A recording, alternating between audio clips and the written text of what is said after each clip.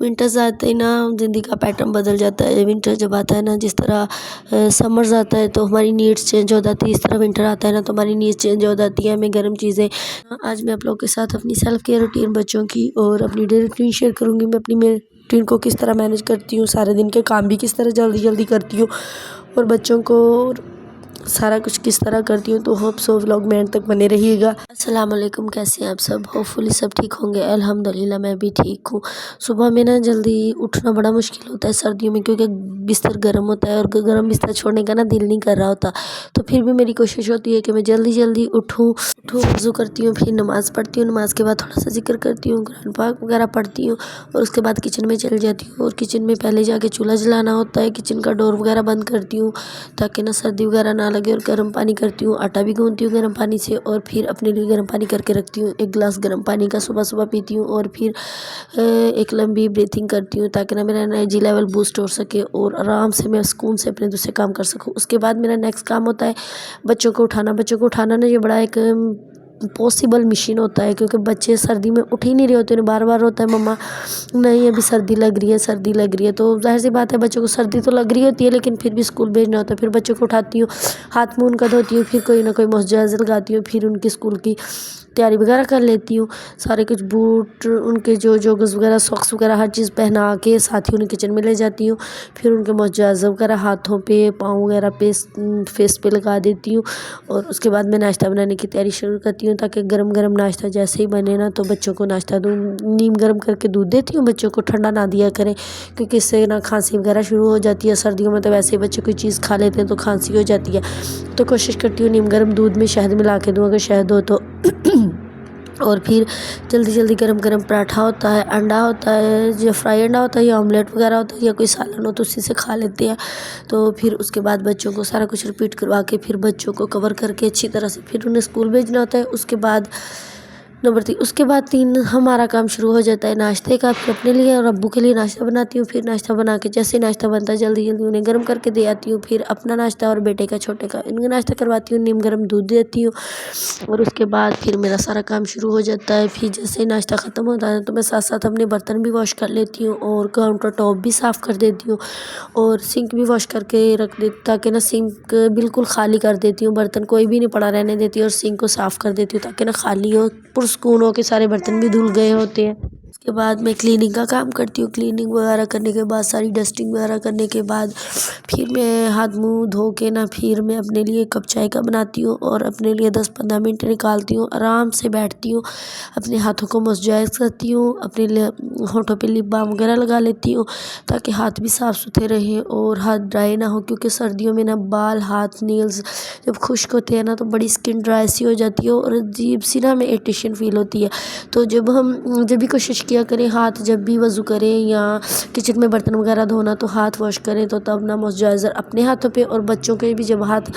دھوئے نا تو ان کے ہاتھوں پہ اور فیس پہ نا موئسچرائزر لازمی لگایا کریں، اور رات میں بھی کوشش کرتی ہوں کہ پاؤں پہ اور ہاتھوں پہ نا موئسچرائزر وغیرہ لگا کے سوؤں۔ ہونٹوں کو ہمیشہ لپ بام لگایا کریں، اور جو آئل ہوتا ہے نا ہفتے میں 2 بار آئلنگ کرتی ہوں اور انڈے کا ماسک بنا کے لازمی لگاتی ہوں، اس سے بال جو ہے نا اس سے نا فریزی سے نہیں لگتے، اس سے نا بڑے سلکی سلکی سے ہو جاتے ہیں بال، تو اس طرح اپنی چھوٹی چھوٹی جو کیئر ہوتی ہے نا وہ لازمی کیا کرے، کیونکہ اپنا آپ بھی ضروری ہوتا ہے اور بچوں کا بھی خیال رکھنا سردیوں میں ضروری ہوتا ہے، اور کوشش کیا کریں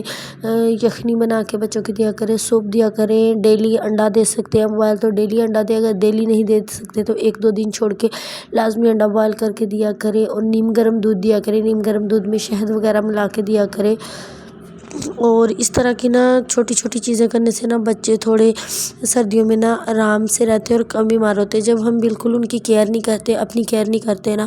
تو ہم بیمار ہو جاتے ہیں اور پھر ریکور بھی جلدی نہیں ہوتے،